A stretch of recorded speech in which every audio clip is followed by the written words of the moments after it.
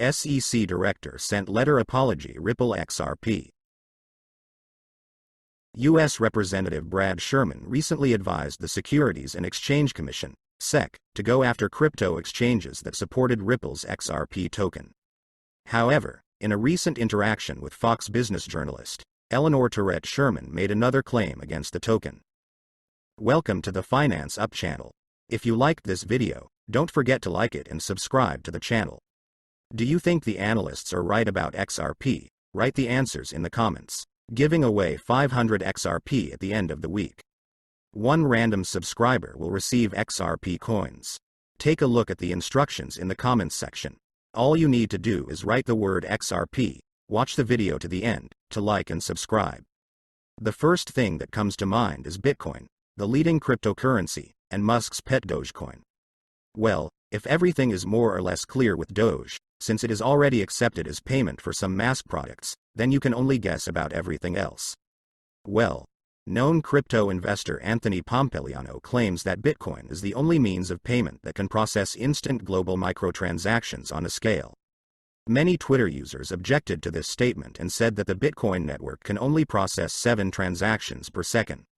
If Elon Musk really wants to turn Twitter into a payment app, then Bitcoin is the only payment network that can handle instant global microtransactions at scale.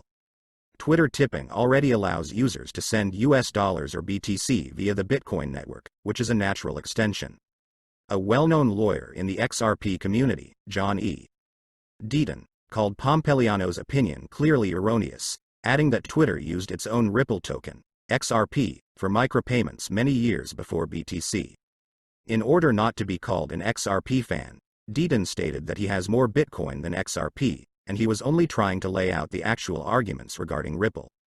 I'm not sure why people say things that are clearly not true. Ripple's general counsel reacted to the SEC chairman's recent comments on regulation.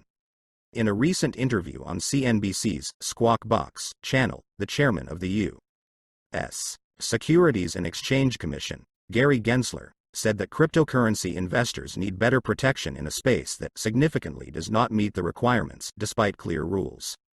The SEC chairman said this in light of the collapse of FTX, which occurred last week when his competitor Binance refused a deal to save the struggling cryptocurrency exchange. Gensler has often suggested that the Wild West of cryptocurrencies needs more regulation. In September, he proposed that cryptocurrency trading platforms register with the SEC, as well as divide their operations into different legal entities in order to mitigate conflicts of interest. Although the space does not meet the requirements, according to the SEC chairman, the agency chooses another path, enforcement, as a result of which 100 class actions have been filed so far. He refers to what he calls the agency's big win, the LBRY case. LBRY lost the case against the SEC at the summary trial stage. Stuart Alderoty, Ripple's general counsel, is concerned about the latest remarks by SEC chairman Gary Gensler.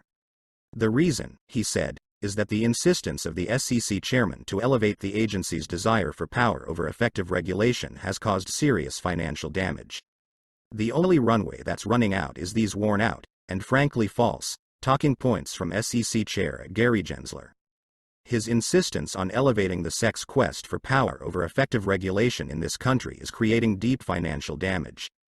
The SEC chairman, calling on cryptocurrency companies to cooperate, said, "The runway is ending. Investors around the world are suffering." Alderoty reacted by saying, "Chairman Gensler has failed time and time again to actually protect anyone, but he continues to shout about Kim Kardashian while the queues at bankruptcy courts are getting longer for consumers. This madness must stop." The cryptocurrency community is discussing the SEC's victory over the LBRY crypto company. In May 2021, the SEC sued LBRY for offering unregistered securities to American investors. The Securities and Exchange Commission filed a lawsuit against LBRY, a digital content distribution company and a trading platform for it, just a few months after it filed a similar lawsuit against Ripple.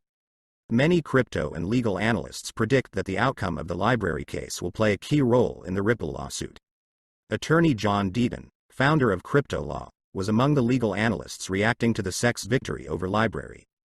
In a tweet today, Deaton noted that the Securities and Exchange Commission will refer to the LBRY verdict in its upcoming brief responses to Ripple's motion for a summary judgment. He said Ripple would also likely mention the case in the company's own response to the Securities and Exchange Commission's motion for a simplified procedure. He also expects the SEC to take advantage of its victory over Library in the Ripple lawsuit. Deaton also pointed out the difference between these cases. This decision is in the First District. The Ripple XRP case is in the Second Circuit and has a different precedent, as does the Upton case, he added. I didn't have time to read it, but I'm sure at SecGov will quote it in a short answer in a couple of weeks, and at Ripple will distinguish it by the facts. This decision is in the First District. The Ripple XRP case is in the Second Circuit and has a different precedent, as does the Upton case. In a separate tweet, Deaton also said that the SEC won an impeccable victory over Library, since the court did not distinguish between the sale of the token. He added that the SEC and its chairman Gary Gensler will use this case as an example against crypto projects in the future. Unfortunately, this is a complete victory for the SEC, as the judge does not distinguish between secondary market sales independent of Elbricom, or future sales compared to past sales. Get ready with it, Gary Gensler? ? And the SEC will use this case as an example to move forward against crypto. Lawyer Jeremy Hogan, a partner at Hogan, also comments on the development. Lawyer Hogan also expects the SEC to take advantage of its victory over Library in the Ripple lawsuit. Library fought a good fight, but lost in summary proceedings. The judge pretty much hung his hat on the fact that the tokens were practically not used during the sale.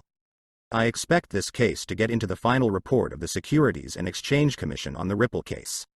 The court added that the main problem with LBRY's fair notification argument is that it offers nothing other than its frank statement that this is the first time the SEC has tried to apply a registration requirement against an issuer of digital tokens that did not conduct an ICO.